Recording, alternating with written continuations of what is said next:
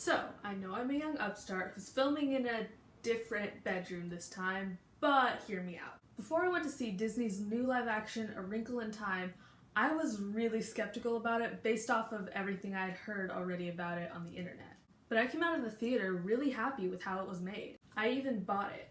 However, most of the world doesn't share my opinion, so I'm here to tell you why I think it was a good movie. I am the Flighty Fairy. I flit from one fandom to another, and today I'm going to be talking about Disney's A Wrinkle in Time. If you absolutely hate this movie with your guts, please try to keep an open mind. This is just my opinion. Let's start out with the book, which was the first stumbling block. A Wrinkle in Time was my childhood, but if you really don't like weird, paranormal, sci-fi, you probably won't like it. The movie shares the same weirdness that the book does, so if you don't like the book, you probably won't like the movie either. Then there are people who love the book and hate the movie, and I think there are a few reasons why this is. Starting with the casting. Maybe the creators went overboard trying to diversify the movie and ended up not staying true to the characters' descriptions in the book, like Meg. She's described as a girl with glasses, braces, and mouse brown hair.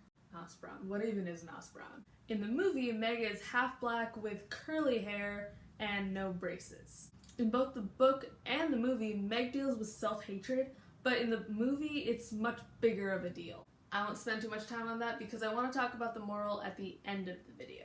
Honestly, I thought they did pretty good with the character of Meg, and Storm Reid is a really good actress. Some people argued that Reese Witherspoon made Mrs. Whatsit too comedic a character. They argued that they really watered her character down, especially because they took out that she was a star. I can see where this is coming from, because Mrs. Whatsit is a lot more funny in the movie and a lot less knowledgeable.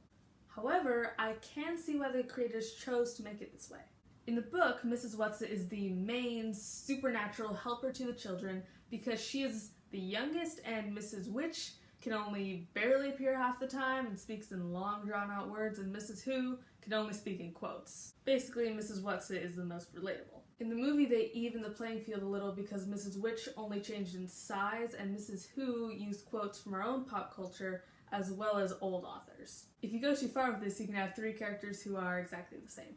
So they decided to change Mrs. Whatsit's personality to match her youth and inexperience and cast Reese Witherspoon because she would fit the role well. When you think about it, it actually makes a lot more sense to have Mrs. Witch be the wise advisory character because she's the oldest and Mrs. Whatsit is the youngest. Why was Mrs. Whatsit the wise one in the book?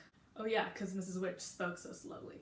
There's another thing. I was so grateful that they took out the way Mrs. Witch spoke in the book and made her speak normally in the movie. Do you know how boring that would have been to have her speak slowly for 2 hours? I mean, I just got bored reading the book. And once they removed that, they had the greater opportunity to make her character better, which is why we now have the sage-old advisory character with the weird eyebrows. Okay, can we just acknowledge the makeup and costuming in this movie? It was so stinking good. I almost cried just looking at it. Like, every Mrs. had their own little thing. Mrs. Witch had the eyebrows and sparkly lipstick and cool hair. Mrs. Who had the different costumes that reflected different cultures and cool hair.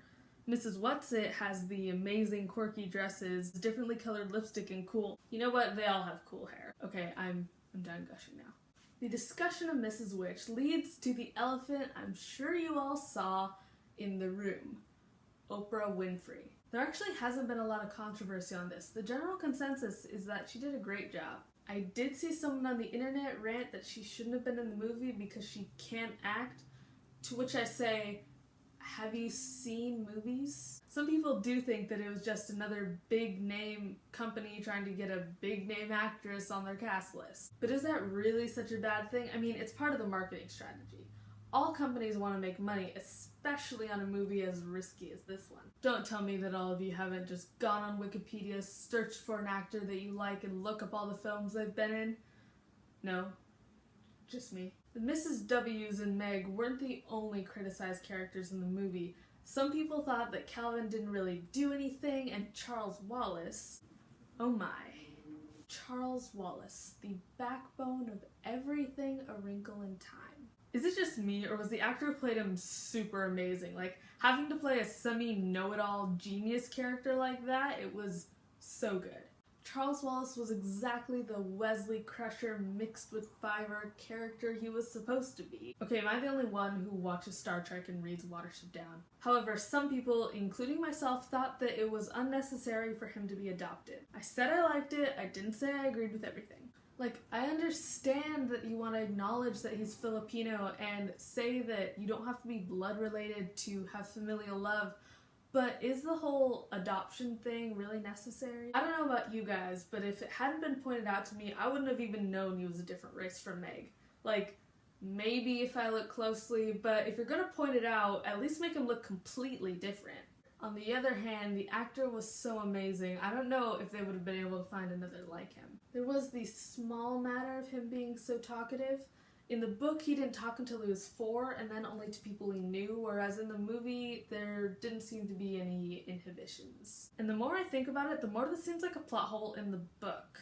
He talked to Mrs. Whatsit and Calvin a lot more than Meg did before he even knew them at all. And frankly, it's not a big deal. Charles Wallace is a genius, and that's what counts for his character. Going back to Calvin, when I first saw the movie, I thought the way he was introduced was kind of strange. Until I realized that was how he was introduced in the book. Okay, old sport, Calvin said. I'll tell you this. Sometimes I get a feeling about things. Compulsion. Do you know what compulsion means? When I get this feeling, this compulsion, I always do what it tells me. I can't explain where it comes from or how I get it. And it doesn't happen very often, but I obey it. This afternoon, I had the feeling I must come over to the haunted house. Who says these people change everything? Though, admittedly, in the book, Calvin's entrance was a lot more dramatic. Dramatic? Is that the right word? Leave it in the comments. How did Calvin's entrance in the book seem to you? Critics claim that Calvin's presence in the movie didn't really make any sense, that he was just kind of there and didn't really do anything for the story. I argue that he did do something, though it might not seem very obvious at first. Calvin isn't so much there for the physical arc of the story, but is definitely very vital for the emotional arc. It is him who first tells Meg that he thinks she looks pretty and that her family loves her. It is him who reminds her how lucky she is. No one else could have told Meg this, not even her little brother, because it had to be someone on the outside of Meg's life looking in. Also, Calvin is supposed to be the opposite of Meg in that he's accepted in society but not at home, whereas Meg is accepted in home and not in society. Calvin is the protector of Meg more so in the book. In the movie, he's the courageous person who gives her the support she needs to do the impossible. Also crucial for her character development. So yeah, Calvin needed to be there. Also, I should probably acknowledge that they took the twins out of the story. I thought they were kind of useless a little bit, so I was glad that they were taken out. Moving on to plot points. The backstory for the Tesseract and Mr. Murray's research is told in flashbacks in the movie as opposed to one long story by Meg and Mrs. Murray. I honestly like this better because it gave us the opportunity to see the little details of the story that wouldn't really be important if you were just telling it. Personally, I think it added to the Murray parents' relationship. At school, we see Meg encounter a bully named Veronica who apparently lives next door. I think this character was a good change because in the book, we know that people are mean to Meg, but we don't really see it firsthand, whereas in the movie, we get to give this meanness a face and experiences to help us empathize. And somehow they managed to make us feel sorry for this face of meanness. How?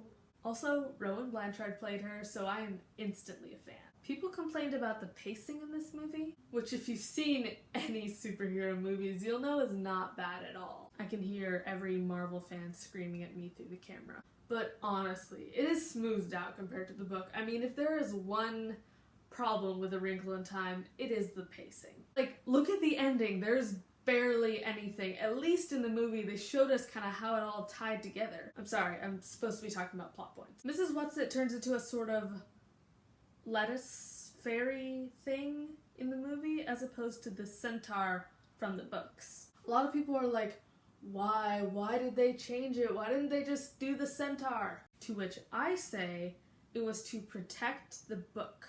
Mrs. Whatsit in the centaur form is said to be a creature more beautiful than any Meg had ever imagined, and the beauty lay in far more than just the outward description. Outwardly, Mrs. Whatsit was surely no longer a Mrs. Whatsit. She was a marble white body with powerful flanks, something like a horse, but at the same time completely unlike a horse. For the magnificently modeled back sprang a newly formed torso, arms, and a head resembling a man's, but a man with the perfection of dignity and virtue and exaltation of joy, such as Meg had never before seen. No, she thought, it's not like a Greek centaur, not in the least. It has a horse body, but isn't like a horse, and a man's face, but isn't like a centaur. You try to animate that. I mean, I can't even fully picture it. Like, the closest I can get is something like this. And let's face it, that was not what Madeleine L'Engle was picturing. I think the creators of the movie knew that they wouldn't be able to do this creature justice, so they made it completely different to match Mrs. Whatsit's new character. Why they chose a lettuce creature, though? Your guess is as good as mine. Hey, it's called the creative arts. The happy medium. Well, it's not like they completely changed the gender of that character or anything. Wait. Okay, so they did change that character a lot, but let's be honest, who likes the movie character better than the book character? He's funny. And they couldn't have gotten Zach Galifianakis to play him if the character had been a girl. Galifianakis. I'm not saying I totally agree with the love interest with Mrs. Whatsit thing, but they didn't play it up too much, so it's not a big deal. Speaking of the happy medium, some people wonder why did they change Calvin's home life that we see when they're at the happy medium's place? Like, it's his father yelling at him as opposed to his mother being frazzled. Personally, I wish they had delved deeper into that, but it still made an impact what little we saw, and the whole scene was really heart-wrenching. As far as the whole storm scene goes, it was a lot of CGI for something pretty unnecessary, but it did develop Meg's character. Camazotz was different. A planet of many faces. They really took that to heart in this movie. In the book, it was a lot more of a controlled environment. Like, everything was on a schedule and everything was following the rhythm that it was putting out. In the movie, it's a place that's constantly shifting or changing and trying to lure you in. I think both get to the main point of this place. It's evil. There is no freedom or there is no certainty. It's bad either way. I actually really like the way that they did Charles Wallace after he was hypnotized. I thought he was a lot less annoying than in the book. Also, the scene where Mr. Murray first meets Charles Wallace, I thought was a huge improvement. Like, in the book, I was cringing the whole time, whereas this I thought was how it should have been all along. Speaking of Mr. Murray, his character was amazing. Just thought I'd say that. There was a big portion of the book that they took out of the movie that I thought I needed to address. Aunt Beast. To be fair, they did shoot and animate this scene, it just didn't make it into the final cut. Now you can find it in the deleted scenes section of the iTunes movie. I like this sequence in the book, but for a movie, I just thought it would have interrupted the action too much. Meg just found her dad and her brother's gone evil and she's barely staying alive, and then she's getting cuddled by a giant furball. Aunt Beast is cool, don't get me wrong, she was amazing, but I think what we got of her in the movie was just enough. And now for the part you've all been waiting for. Man, this is long. The stinkin' climax. Full disclosure here, I cried both times I saw this in theaters. The emotional peak is just so good. So Meg finds out that she has altered a Tesser once more. They don't really explain it, but we do see her kind of wiggle her way out of it when her dad is trying to Tesser her. And she finds herself within the mind of It. Now in the book, if you don't know, the It brain is exactly what it sounds like. A disembodied brain.